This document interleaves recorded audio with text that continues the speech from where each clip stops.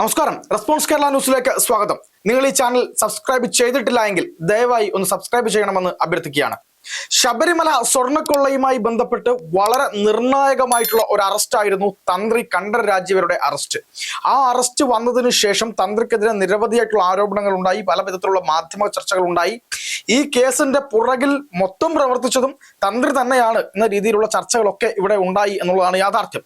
ആദ്യഘട്ടത്തിൽ എന്താണ് തന്ത്രിക്കെതിരെ ഇത്തരത്തിലുള്ള ഒരു അറസ്റ്റ് ഉണ്ടാവാനുള്ള കാരണം, തന്ത്രി ഇതിൽ കൃത്യമായി പങ്കുണ്ടോ, തന്ത്രിക്ക് മാനസികമായിട്ട് ഈ കാര്യങ്ങളിൽ അറിവുണ്ടായിരുന്നോ എന്ന് തുടങ്ങിയുള്ള പലവിധ ചർച്ചകളും ഈ കാര്യം നടന്നിട്ടുണ്ട്.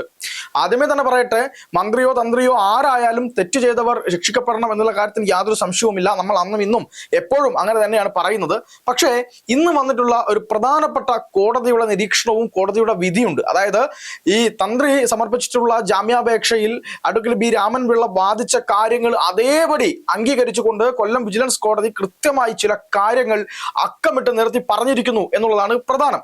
അതിൽ ഏറ്റവും പ്രധാനപ്പെട്ട കാര്യം എന്ന് പറയുന്നത്, തന്ത്രിക്ക് ഇതിൽ പങ്കുണ്ട് എന്ന് തെളിയിക്കാൻ, തെളിവിന്റെ ഒരു കണിക പോലും കാണിക്കാൻ SITക്ക് കഴിഞ്ഞിട്ടില്ല എന്നുള്ളതാണ് കൃത്യമായി വിജിലൻസ് കോടതി ഇന്ന് പറഞ്ഞിട്ടുള്ളത്.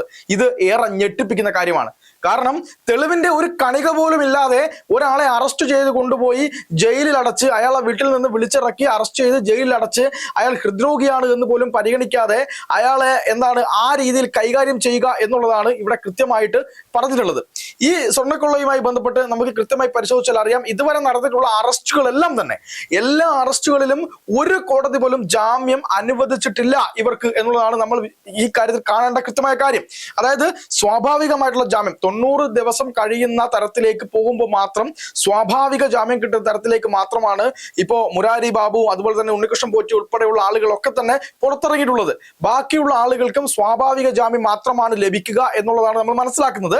സുപ്രീം കോടതി വരെ പോയിട്ടും സുപ്രീം കോടതി പറഞ്ഞത്, ശബരിമല അയ്യപ്പന്റെ സ്വർണം മൊത്തം എടുത്തുകൊണ്ട് പോയില്ലേ, നിങ്ങൾക്ക് ഈ കേസിൽ ജാമ്യമില്ല എന്ന് തന്നെയാണ് പറഞ്ഞത്. ജാമ്യമില്ല എന്ന് പറയുന്നത് മുൻകൂർ ജാമ്യമില്ല എന്ന് തന്നെയാണ് പറഞ്ഞത്. ഒരാൾ മുൻകൂർ ജാമ്യവുമായി ബന്ധപ്പെട്ട് വരേണ്ടതില്ല എന്ന് കോടതി കൃത്യമായി പറയുകയുണ്ടായി.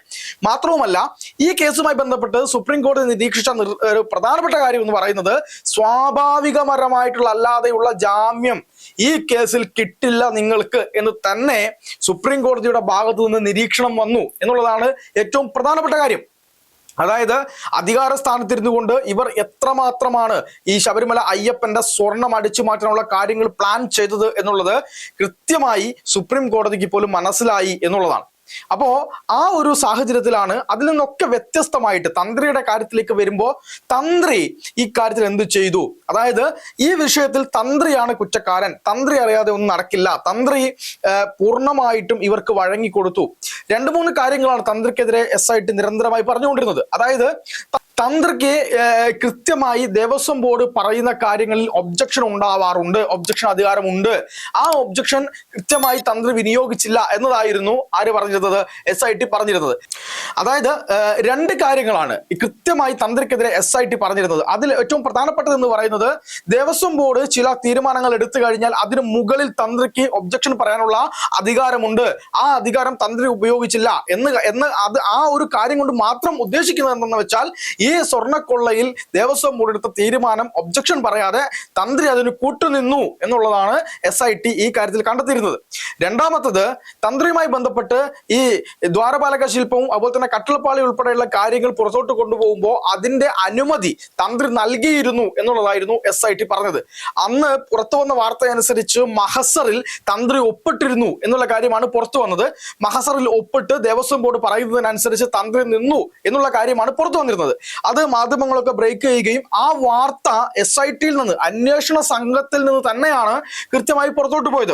ആ വാർത്തകൾ വിശ്വസിച്ച മാധ്യമങ്ങളൊക്കെ തന്നെ അത് കൃത്യമായി എന്ത് ചെയ്തു, അത് ബ്രേക്ക് ചെയ്യുകയും അങ്ങനെ തന്ത്രി ചെയ്തിട്ടുണ്ടെങ്കിൽ അത് ഗുരുതരമായിട്ടുള്ള കുറ്റമാണ് എന്നും, ആചാരപരമായിട്ടുള്ള കാര്യങ്ങളിൽ പെടാത്ത കാര്യമായാൽ തന്നോട് കൃത്യമായി അനുവാദം ചോദിച്ച ഒരു കാര്യമാണെങ്കിൽ, ആ അനുവാദം ചോദിച്ച കാര്യം ഒരിക്കലും നടക്കാത്ത കാര്യമാണെങ്കിൽ അതിന് അനുമതി കൊടുത്തിട്ടുണ്ടെങ്കിൽ തന്ത്രി ചെയ്തത് ഗുരുതരമായിട്ടുള്ള തെറ്റ് തന്നെയാണെന്ന കാര്യത്തിൽ യാതൊരു സംശയവുമില്ല.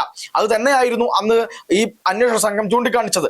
എന്നാൽ കോടതിയിലേക്ക് കാര്യങ്ങൾ എത്തുമ്പോൾ, രേഖകൾ ഹാജരാക്കുമ്പോൾ SITയോട് കോടതി കൃത്യമായി ചോദിക്കുന്ന ചോദ്യങ്ങൾ കേൾക്കുമ്പോൾ നമ്മൾക്ക് പോലും അത്ഭുതമാണ് തോന്നുന്നത്. കാരണം എന്തിനാണ് തന്ത്രിയെ ഈ കേസിൽ അറസ്റ്റ് ചെയ്തത് എന്നുള്ള ചോദ്യം ഏതൊരു മനുഷ്യരും തോന്നുന്ന വിധത്തിലേക്കാണ് കാര്യങ്ങൾ പോകുന്നത്. തന്ത്രിയെ കുടുക്കിയതാണോ? തന്ത്രിയെ എന്തിനു വേണ്ടി കുടുക്കി? ആർക്കു വേണ്ടി കുടുക്കി? ഈ ശബരിമല ചർച്ച തന്നെ മറ്റൊരു ദിശയിലേക്ക് മാറ്റാൻ, അതായത് ഇത്തരമൊരു കാര്യം വന്നു കഴിഞ്ഞാൽ ഉടനെ തന്നെ പിന്നെ ബ്രാഹ്മണിക്കൽ, സവർണ ബ്രാഹ്മണിക്കൽ, ഹെജ്മണി എന്നൊക്കെ പറഞ്ഞുകൊണ്ട് കുറെ ആൾക്കാർ ഇറങ്ങും. അങ്ങനെ ഒരു തരത്തിലേക്ക് ചർച്ച മാറ്റിയിട്ട് ഇതിനെ സർക്കാരിൽ നിന്നും CPM-ൽ നിന്നും CPM-ന്റെ പ്രമുഖ നേതാക്കളായുള്ള പ്രശാന്തും അതുപോലെ തന്നെ ഉന്നതന്മാരെന്ന് വിശേഷിപ്പിക്കുന്ന കുറെ ആളുകളുണ്ട്. അതിൽ ഒരു ഏറ്റവും പ്രമുഖനായ ഉന്നതനായിട്ടുള്ള കടകംപള്ളിയും വേറെ മറ്റു 2 ആളുകളൊക്കെ ഉണ്ട്. അത്തരത്തിലുള്ള ആൾക്കാർക്കെതിരെ അന്വേഷണമോ ചർച്ചകളോ പോകാതിരിക്കാൻ വേണ്ടി തന്ത്രിയെ വരെ ഇതിൽ ഉൾപ്പെടുത്തി തന്ത്രി പോലും കൂട്ടുനിന്ന കൊള്ളയാണ് എന്ന് വരുത്തി തീർക്കാനുള്ള വലിയ ശ്രമം, വലിയ രാഷ്ട്രീയ ഗൂഢാലോചന ഈ കാര്യത്തിൽ നടന്നിട്ടുണ്ടോ ഇത് സംശയിക്കത്തക്ക തരത്തിൽ തന്നെയാണ് ഇന്ന് കോടതിയുടെ വിധി ഉണ്ടായിട്ടുള്ളത് എന്നാണ്. ഇതിൽ കോടതി കൃത്യമായി പറയുന്നു, ഈ മഹസറിൽ, അതായത് ഈ പറയുന്ന ദ്വാരപാലക ശില്പത്തിലെ സ്വർണ്ണപാളിയും അതുപോലെ തന്നെ കട്ടിളയിൽ സ്വർണം പൂശാൻ ആവശ്യമുള്ള കാര്യങ്ങളും ഇത് പുറത്തോട്ട് കൊണ്ടുപോകുമ്പോൾ ദേവസ്വം ബോർഡ് പറഞ്ഞ ഈ മഹസറിൽ ആരൊപ്പിട്ടിട്ടില്ല? തന്ത്രി ഒപ്പിട്ടിട്ടില്ല. രേഖകൾ പരിശോധിച്ചുകൊണ്ട് കൃത്യമായി കോടതി പറയുന്നു തന്ത്രി ഒപ്പിട്ടിട്ടില്ല. തന്ത്രിയുടെ അനുവാദം ഉണ്ടായിരുന്നു എന്ന് ആര് പറയാണ്? SIT പറയാണ്. എന്നാൽ കോടതി ചോദിക്കുന്നു ഇതിൽ അനുവാദമുണ്ട് എന്ന് നിങ്ങൾക്ക് എങ്ങനെയാണ് മനസ്സിലായത് എന്ന് ചോദിക്കുമ്പോൾ SITക്ക് മറുപടി പറയാൻ പറ്റാത്ത തരത്തിലേക്ക് കാര്യങ്ങൾ പോവുകയാണ്. അതായത് മഹസറിൽ തന്ത്രി ഒപ്പിട്ടു എന്ന വ്യാജം ഈ പറയുന്ന മാധ്യമങ്ങളിലൂടെ പ്രചരിപ്പിച്ച് കൃത്യമായി തന്ത്രിയെ പ്രതിസ്ഥാനത്ത് നിർത്താനുള്ള ഒരു കാര്യങ്ങൾ അവിടെ നടന്നിട്ടുണ്ട് തന്നെയാണ് ഇന്ന് മനസ്സിലാവുന്നത്. അതുകൊണ്ട് തന്നെ തന്ത്രി ആ മഹസറിൽ ഒപ്പിട്ടിട്ടില്ല, തന്ത്രി ആ മഹസറുമായി ബന്ധപ്പെട്ട കാര്യങ്ങളിൽ ഇടപെട്ടിട്ടില്ല. അതായത് തന്ത്രി മഹസറിൽ ഒപ്പിട്ടാൽ മാത്രമാണ് കൊണ്ടുപോകാൻ പാടുള്ളൂ. അതൊരു ഒരു കൃത്യമായ എന്നാൽ സാങ്കേതികത്വം മാത്രമാണ്. ഇനിയിപ്പോൾ തന്ത്രി മഹസറിൽ ഒപ്പിട്ടില്ല എന്ന് കരുതിയിട്ട് അത് ദേവസ്വം ബോർഡിന് അധികാരം വെച്ച് കൊണ്ടുപോകാം. പക്ഷേ ഇവിടെ തന്ത്രി അത് മനസ്സറിവോടെ ആണെങ്കിലും അല്ലെങ്കിലും ആ കാര്യം, ആ തെറ്റിൽ തന്ത്രി കൂട്ടുനിന്നു എന്ന് പറയണമെങ്കിൽ ആ മഹസറിൽ തന്ത്രി ഒപ്പിടണമായിരുന്നു. എന്നാൽ തന്ത്രി ഒപ്പിട്ടു എന്ന വ്യാജ കഥയുണ്ടാക്കി തന്ത്രിയെ അറസ്റ്റ് ചെയ്തിരിക്കുന്നു എന്ന് കോടതി പറയുകയുണ്ടായി. മാത്രമല്ല ഈ ഡേറ്റുകളിൽ, ഈ പറയുന്ന 2 ഡേറ്റുകളിൽ, ജൂലൈ മാസവുമായി ബന്ധപ്പെട്ട 2 ഡേറ്റുകളിലും കൃത്യമായി കോടതി സംശയം പ്രകടിപ്പിക്കുന്നുണ്ട്. അതുപോലെ തന്നെ തന്ത്രിക്ക് ദേവസ്വം മാനുവലിൽ ഈ പറയുന്ന SIT പറഞ്ഞ ചില അധികാരങ്ങളുണ്ട്. അതായത് ഒബ്ജക്ഷൻ അധികാരം എന്ന് പറയും. നമ്മൾ ഏതെങ്കിലും കാലത്തിൽ ഈ ഒബ്ജക്ഷൻ പറയുകയാണെങ്കിൽ ഈ ദേവസ്വം ബോർഡ് പറയുന്ന കാര്യങ്ങളിൽ ഒബ്ജക്ഷൻ പറയാൻ തന്ത്രിക്ക് അധികാരമുണ്ട് എന്ന് പറയുമ്പോൾ അത് കോടതി കൃത്യമായി പഠിച്ച ശേഷം പറയുന്നു അങ്ങനെ ഒബ്ജക്ഷൻ ഉള്ളത് ശബരിമലയിലെ ആചാരപരമായിട്ടുള്ള കാര്യങ്ങളിൽ മാത്രമാണ്. പൂജാ കാര്യങ്ങളിൽ, ആചാരപരമായിട്ടുള്ള കാര്യങ്ങളിൽ, അവിടെ തുടർന്ന് വരുന്ന കാര്യങ്ങളിൽ, ഇത്തരമുള്ള കാര്യങ്ങളിൽ മാത്രമാണ് ഒബ്ജക്ഷൻ ആർക്കുള്ളത്? ഈ അധികാരം തന്ത്രിക്കുള്ളത്. അതിന്റെ റിച്വൽസുമായി ബന്ധപ്പെട്ട കാര്യങ്ങളിൽ പരമാധികാരി എന്ന് പറയുന്നത് തന്ത്രിയാണ്. പക്ഷേ അഡ്മിനിസ്ട്രേഷൻ എന്ന് പറയുന്ന കാര്യങ്ങളിൽ പരമാധികാരമുള്ളത് ദേവസ്വം ബോർഡിനാണ്. ആ പരമാധികാരമുള്ള ദേവസ്വം ബോർഡ് ഈ ശബരിമലയിലെ ദ്വാരപാലക ശില്പം, അതുപോലെ തന്നെ കട്ടിളപ്പാളി തുടങ്ങിയ കാര്യങ്ങളൊന്നും തന്നെ ആചാരപരമായിട്ടുള്ള കാര്യങ്ങളുടെ രീതിയിലേക്ക് വരുന്നതല്ല. അതിന്റെ മിനുക്കുപണികൾ ഉൾപ്പെടെയുള്ള കാര്യങ്ങൾ, അതിന്റെ ശബരിമലയിലെ മറ്റ് ജോലികൾ, ഇതൊക്കെ തന്നെ അഡ്മിനിസ്ട്രേഷന്റെ കീഴിൽ വരുന്ന കാര്യങ്ങളായതുകൊണ്ട് അതിൽ തീരുമാനമെടുക്കേണ്ടത് തന്ത്രിയല്ല, അതിൽ തീരുമാനമെടുക്കേണ്ടത് ദേവസ്വം ബോർഡാണ് എന്ന് കോടതി വിധിയിൽ കൃത്യമായി പറഞ്ഞിരിക്കുന്നു. എന്നാൽ SIT പറഞ്ഞത് അങ്ങനെയല്ല, ദേവസ്വം ബോർഡ് അല്ല ഈ കാര്യത്തിൽ തീരുമാനമെടുക്കേണ്ടത്, അതിൽ ദേവസ്വം ബോർഡ് എടുക്കുന്ന തീരുമാനത്തിൽ തന്ത്രിയുടെ സമ്മതം ഉണ്ടെങ്കിൽ മാത്രമേ അത് ചെയ്യാൻ പറ്റൂ എന്ന് പറയുന്നുണ്ട്. അപ്പോൾ കോടതി കൃത്യമായി ദേവസ്വം മാനുവൽ ഹാജരാക്കാൻ വേണ്ടി പറയുന്നു. ആ ദേവസ്വം മാനുവൽ ഹാജരാക്കിയ ശേഷം ദേവസ്വം മാനുവൽ ഇതിനെപ്പറ്റി എന്താണ് പറയുന്നത് എന്ന് കൃത്യമായി കോടതി പഠിക്കേണ്ടായി. അങ്ങനെ ദേവസ്വം മാനുവൽ പറയുന്ന കാര്യത്തെ പറ്റി കൃത്യമായി കോടതി പഠിച്ച ശേഷം കോടതി പറയുന്നു തിരുവിതാംകൂർ ദേവസ്വം ബോർഡ് ആയി ബന്ധപ്പെട്ട് സംസ്ഥാനത്തെ ദേവസ്വം വകുപ്പിന് കീഴിലുള്ള ദേവസ്വം മാനുവൽ തന്നെ പറയുന്നു ആ തരത്തിലുള്ള അധികാരം തന്ത്രിക്കില്ല. അഡ്മിനിസ്ട്രേഷന്റെ ഭാഗമായി ഈ പറയുന്ന ദേവസ്വം ബോർഡ് എടുക്കുന്ന തീരുമാനങ്ങൾക്ക് മുകളിൽ ഒരു ഒബ്ജക്ഷൻ വെക്കാനുള്ള അധികാരം ആർക്കില്ല? തന്ത്രിക്കില്ല. സാങ്കേതികമായി ഏതെങ്കിലും കാര്യത്തിൽ ഒപ്പിടണമെങ്കിൽ അത് ഒപ്പിടുക എന്നുള്ളത് മാത്രമാണ് തന്ത്രിക്കുള്ളത്. പക്ഷെ ആചാരപരമായിട്ടുള്ള കാര്യങ്ങളിൽ തെറ്റ് നടന്നാൽ അതിനെ എതിർക്കാത്തത് എന്ന ഒരു രീതിയിലേക്ക് കാര്യങ്ങൾ പോവുകയാണെങ്കിൽ തന്ത്രി കുറ്റക്കാരനാണ് എന്നും കോടതി പറയുന്നുണ്ട്. പക്ഷെ ഇവിടെ അത് സംഭവിച്ചിട്ടില്ല എന്നും അഡ്മിനിസ്ട്രേഷന്റെ ഭാഗമായി ദേവസ്വം ബോർഡ് എടുത്ത തീരുമാനത്തിന്റെ പുറത്ത് നടന്ന കാര്യമാണ് എന്നും അത് മാത്രമല്ല അത്തരമൊരു തീരുമാനത്തിന് അനുകൂലമായി തന്ത്രി ഒപ്പിടുകയും ചെയ്തിട്ടില്ല എന്നും ഇതിലൂടെ മനസ്സിലാകുന്നത് തന്ത്രി ഒരു തരത്തിൽ പോലും ഈ കാര്യത്തിന് അനുകൂലമായി പ്രവർത്തിച്ചില്ല എന്നുമാണ് എന്നാണ് കോടതി പറയുന്നത്. തെളിവിന്റെ എന്തെങ്കിലും ഒരു അംശം ഉണ്ടായിട്ടാണോ നിങ്ങൾ ഇയാളെ അറസ്റ്റ് ചെയ്തത് എന്ന് കോടതി ചോദിക്കുന്നു. മറുപടി പറയാനില്ലാതെ SIT ഇന്ന് വെള്ളം കുടിക്കുന്ന ഒരു കാഴ്ച കൂടി നമ്മൾ കോടതിയിൽ കണ്ടു എന്നുള്ളതാണ് അതിന്റെ യാഥാർത്ഥ്യം. അപ്പോ ശബരിമലയിലെ തന്ത്രി തന്നെ ഇത്തരത്തിലുള്ള കാര്യങ്ങൾ ചെയ്യുന്നു എന്ന് പറഞ്ഞുകൊണ്ട് രാഷ്ട്രീയപരമായി അതിനെ മാറ്റിമറയ്ക്കുന്ന ഒരു രീതിയിലേക്ക് കാര്യങ്ങൾ പോകുന്നു. അതുപോലെ തന്നെ ശബരിമലയിലെ ആചാരപരമായിട്ടുള്ള കാര്യങ്ങളിൽ മാത്രമാണ് തന്ത്രിക്ക് ഇടപെടാനുള്ള സാഹചര്യമുള്ളത് എന്നും കൂടെ ഈ കോടതി വിധി എടുത്തു പറയുന്നുണ്ട്. ഇവിടെ ഈ ആചാരപരമായ കാര്യങ്ങളിൽ തന്ത്രിയെ പ്രതിക്കൂട്ടിൽ നിർത്തി തന്ത്രിയെ ഈ കാര്യത്തിൽ കൊള്ളക്കാരിൽപ്പെട്ട അല്ലെങ്കിൽ കൊള്ള സംഗതിയിൽപ്പെട്ട ആളാണ് തന്ത്രി എന്ന് പറഞ്ഞു കഴിഞ്ഞാൽ അവിടെ ഉണ്ടാകുന്ന രാഷ്ട്രീയ ലാഭത്തിന് വേണ്ടിയിട്ടാണ് ഈ കാര്യങ്ങൾ തന്ത്രിക്ക് മേലെ കൊണ്ടുവന്നത് എന്ന് ആരെങ്കിലും അന്ന് സംശയിച്ചിട്ടുണ്ടെങ്കിൽ അത് സത്യമാവുന്ന രീതിയിലേക്ക് തന്നെയാണ് കാര്യങ്ങൾ പോയിരിക്കുന്നത് എന്നുള്ളതാണ് യാഥാർത്ഥ്യം. ഈ തന്ത്രി അറസ്റ്റ് ചെയ്തതിനു ശേഷം CPM സംസ്ഥാന സെക്രട്ടറി ഉൾപ്പെടെയുള്ള ആളുകൾ പറഞ്ഞത് തന്ത്രി ഉൾപ്പെടെയുള്ള ആളുകൾ ഈ കാര്യത്തിൽ കുറ്റം ചെയ്തിട്ടുണ്ട് എങ്കിൽ അവർ ശിക്ഷിക്കപ്പെടും, അതിനാണ് ഈ തന്ത്രിയൊക്കെ അറസ്റ്റ് ചെയ്തിരിക്കുന്നത് എന്നുള്ളതാണ്. ഇത് എന്ത് തരത്തിലുള്ള രാഷ്ട്രീയ നാടകമാണ് ഇവിടെ നടന്നത് എന്നുള്ളത് കൃത്യമായി ഇനിയും മനസ്സിലാകേണ്ടതുണ്ട് എന്നുള്ളതാണ്.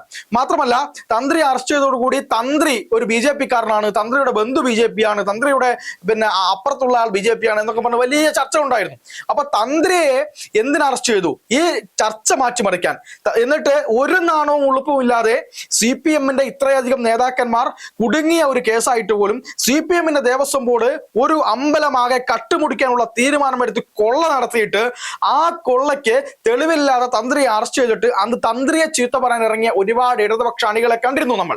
പക്ഷെ അങ്ങനെയുള്ള ഇടതുപക്ഷ അണികൾ ഒന്നും തന്നെ പത്മകുമാറിനെതിരെയോ വാസുവിനെതിരെയോ മുരാരി ബാബുവിനെതിരെയോ ജയശ്രീക്കെതിരെയോ അതുമാത്രമല്ല അവിടുത്തെ ദേവസ്വം ഓഫീസർമാർക്കെതിരെയോ ആർക്കെതിരെയും തന്നെ ഒരക്ഷരം പോലും പറയുന്നതില്ല അല്ലെങ്കിൽ പറയില്ല എന്ന സാഹചര്യവും നമ്മൾ കണ്ടതാണ്.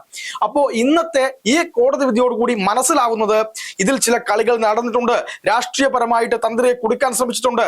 തന്ത്രി തെറ്റ് ചെയ്തിട്ടുണ്ടോ ഇല്ലയോ എന്നുള്ളത് വിശദമായ രീതിയിലുള്ള അന്വേഷണം ഇനിയും നടക്കേണ്ടതുണ്ട്. തന്ത്രി മറ്റു വകകളിൽ എന്തെങ്കിലും സമ്പാദിച്ചിട്ടുണ്ടോ, അവിടെ ശബരിമല ക്ഷേത്രവുമായി ബന്ധപ്പെട്ട് ശബരിമലയിലെ അപ്പം അരവണ തുടങ്ങിയ കാര്യങ്ങൾ തന്ത്രിയുടെ റൂമിൽ നിന്ന് കൊടുക്കുന്നു, അതിന് അനധികൃതമായി കൂട്ടുനിൽക്കുന്നു തുടങ്ങിയ ആരോപണങ്ങളൊക്കെ ഉണ്ട്. അത്തരത്തിലുള്ള ആരോപണങ്ങളൊക്കെ അന്വേഷിക്കട്ടെ, അതിനൊക്കെ നടപടി ഉണ്ടെങ്കിൽ നടപടി എടുക്കട്ടെ. പക്ഷെ സ്വർണ്ണക്കൊള്ളയുമായി ബന്ധപ്പെട്ട് തന്ത്രിയെ കൂട്ടിച്ചേർക്കാനും തന്ത്രിയെ അതിലേക്ക് മാറ്റി നിർത്താനും അല്ലെങ്കിൽ അതിലേക്ക് കൂട്ടിച്ചേർത്തുകൊണ്ട് ഒരു വലിയ കൊള്ളയെ ന്യായീകരിക്കാനുള്ള ശ്രമമാണ് ഇവിടെ നടന്നത് എന്നുള്ള കാര്യത്തിൽ യാതൊരു സംശയവുമില്ല. ഇതെന്തിന്റെ പുറത്തായിരുന്നു, തങ്ങൾ എന്തോ ഒരു വലിയ കാര്യം ചെയ്തു എന്നുള്ള രീതിയിലേക്ക് മാറാൻ വേണ്ടി സർക്കാർ തന്നെ അല്ലെങ്കിൽ ഈ പറയുന്ന ഉന്നതരുടെ അടുത്തേക്ക് പേരുകൾ പോവാതിരിക്കാൻ ഒന്ന് ഡൈവേർട്ട് ചെയ്യാൻ ഇവർ നടത്തിയ നാടകമായിരുന്നു ഇത് എന്ന തരത്തിൽ തന്നെയാണ് കാര്യങ്ങൾ ഇപ്പൊ പുറത്തു വന്നുകൊണ്ടിരിക്കുന്നത്. എന്തായാലും തെറ്റ് ചെയ്തവർ ശിക്ഷിക്കപ്പെടട്ടെ, കൃത്യമായ വിവരങ്ങൾ പുറത്തു വരട്ടെ.